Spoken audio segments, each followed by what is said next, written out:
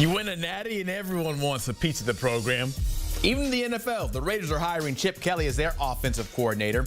Kelly's deal is reportedly for $6 million per year, making him the highest paid coordinator in the NFL. He'll make his return to the pros for the first time since 2016 when he was head coach of the Niners. And of course, Kelly is not the only coach who has left Ohio State since they won it all, because you'll remember, of course, Jim Knowles keeping it familiar, but heading over to Penn State to be their defensive coordinator. Justin Fry also making the move to the NFL to join the Cardinals. And now your offensive coordinator, Chip Kelly, also going to the NFL. So let's keep that conversation with the Buckeyes going. And for more on that, we bring in the man who knows a lot about the program as they look for not one, but two coordinators. 24/7 Sports for Buckeye reporter Dave Biddle. And Dave, Ryan Day wasn't surprised that Chip Kelly left for the NFL. Were you? I was not. I really thought he was brought here just for 1 year, maybe 2 years max. Ryan Day and Chip Kelly are, of course, very close.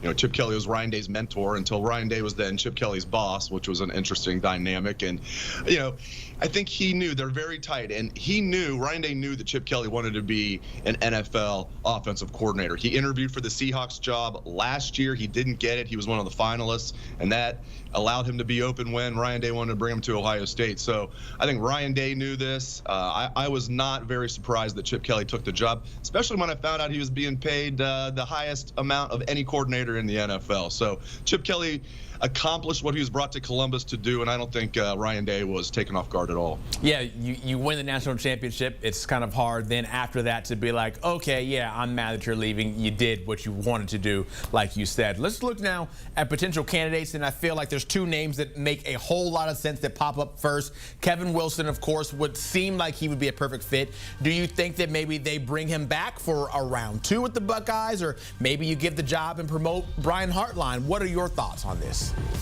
Yeah, both are strong possibilities, Zach, for sure. I would say I probably lean toward Hartline being promoted might be the more likely scenario, but maybe bringing Kevin Wilson in as co-offensive coordinator, offensive line coach, because as you know, in addition to needing two coordinators, they also need a new offensive line coach with Justin Fry leaving for the Arizona Cardinals. So it could be Hartline and Wilson. They could go from the outside and bring in Jason Candle, who's an Ohio native, only 45 years old, but is been the head coach at Toledo for 9 seasons. Again, he's from Ohio, played college football in the state of Ohio, so Jason Candle's a name to keep an eye on. I saw you had Joe Moore on there, former Penn State offensive coordinator, former head coach at Mississippi State, current head coach at Akron, still relatively young at 51, known as a good offensive coordinator. That's a name to keep an eye on. And then one more. Speaking of Penn State offensive coordinators, a little turnabout is fair play. I don't think this is going to happen, Zach, but it would be interesting if Ohio State poached Penn State offensive coordinator Kolonicki after Ohio State after Penn State poached Knowles from Ohio State. So I think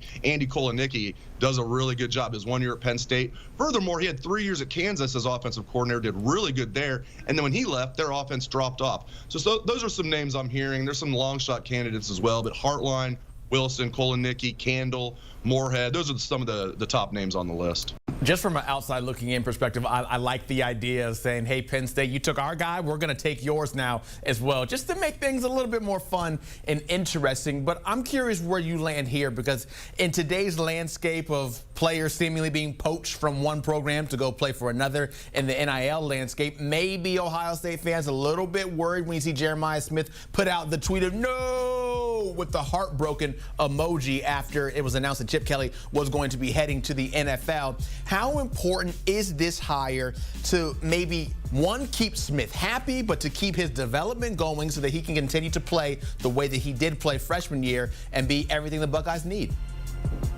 Yeah, this might be like short-term thinking, but I think this is another reason I think Brian Hartline has a really good shot at this job. I mean, he already does have the offensive coordinator title, even though in 2023 Ryan Day called the plays, and this past year Chip Kelly called the plays. Brian Hartline's title was not co-offensive coordinator, offensive coordinator / wide receivers coach. And I think the one coach, other than maybe Ryan Day, obviously Jeremiah Smith is not happy that Chip Kelly is leaving with the no tweet that you mentioned, but I think the one coach other than Day that would really affect Jeremiah Smith's standing with Ohio State is Brian Hartline.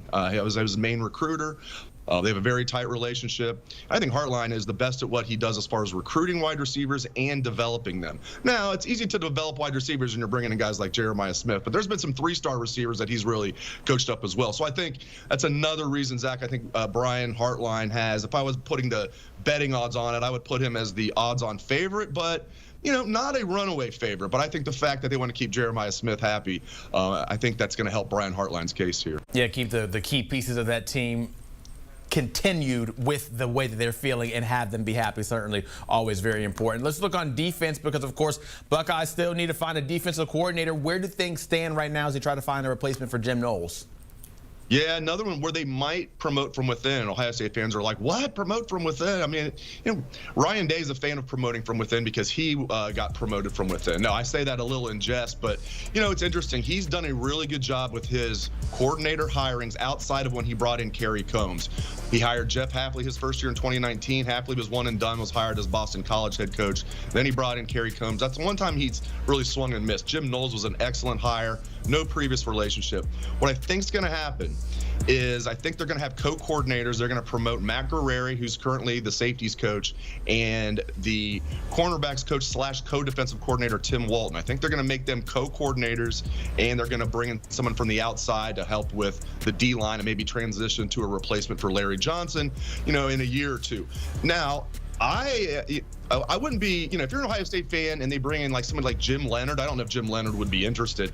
That might be best case scenario to go in from the outside and bring somebody in like a Jim Leonard. But I'm hearing the most likely scenario is they will promote Matt Guerrieri and Tim Walton to co-coordinators. And it wasn't lost on me. They had a celebration at Ohio Stadium 6 days after they won the national championship. So it was last Sunday. When Ryan Day introduced Matt Guerrieri, who's 35 years old, he said, 2 things that really caught my attention. He said he is a rising star in our profession, and he is one of the brightest young minds in college football. So I was like, oh, you're talking about your future defensive coordinator, aren't you? So look for Matt Guerrieri and Tim Walton to be co-coordinators if I had to guess. So from a time perspective, when do you think these deals will be done and become official, and how important is it to get it done sooner than later? There's not an extreme time crunch because they've got all their guys in the recruiting class. They don't feel like they're going to lose anybody from the recruiting class. They've done a good job. The guys behind the scenes, like their general manager, Mark Pantoni's done a good job keeping the class together. They still have a while till spring ball starts. That they're not starting winter workouts quite as early since they played all the way till January 20th and played 16 games. So they have a little bit of time. That being said, they're not going to wait too long. I expect it, if not later this week, no later than sometime next week. But I expect it sometime later this week, all 3 jobs will be officially announced.